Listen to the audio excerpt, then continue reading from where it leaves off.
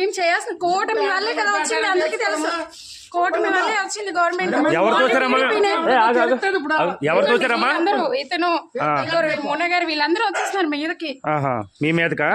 మేము వచ్చేసి వీళ్ళకి ఇవ్వడానికి ఇలా వస్తే మమ్మల్ని నెట్టేసుకుని ఇలా వచ్చేసి ఇలా నిల్చుంటే ఎలా ఉంటుంది చెప్పండి. అది కరెక్ట్ కాదు కదా, లేడీస్ మీదకి వెళ్ళడం.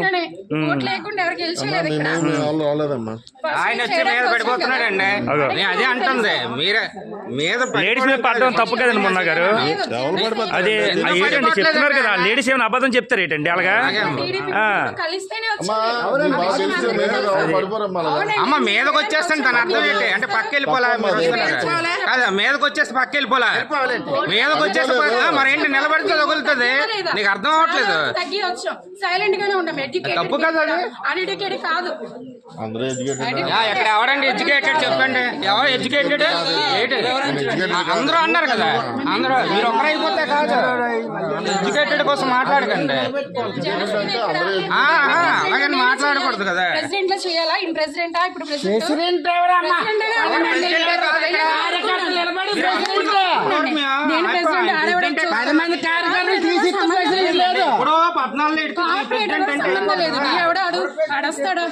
మాట్లాడినారండి, సైలెంట్ గా కూరుకున్నాం మేము.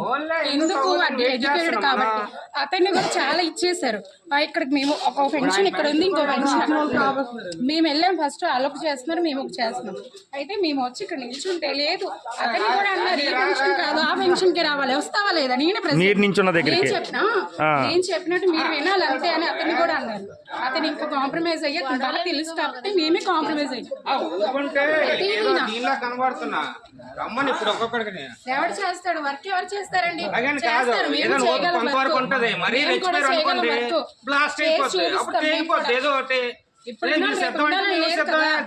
బాగా చేస్తే కన్ఫర్మ్ నీకే వేస్తారు. చేయకపోతే చాలా ఉన్నాయి గొడవలు, చూపిస్తాను నేను కూడా. నేనే చేశాను అంటే ఫ్రాడ్ పెన్షన్ చేసావు నువ్వు. పెన్షన్ ఉన్న వాళ్ళకి ఇస్తారు, ఎవరికి పెడితే వాళ్ళకి ఇవ్వరు కదా. చేయండి వీడియో, నేనే చూపిస్తాను.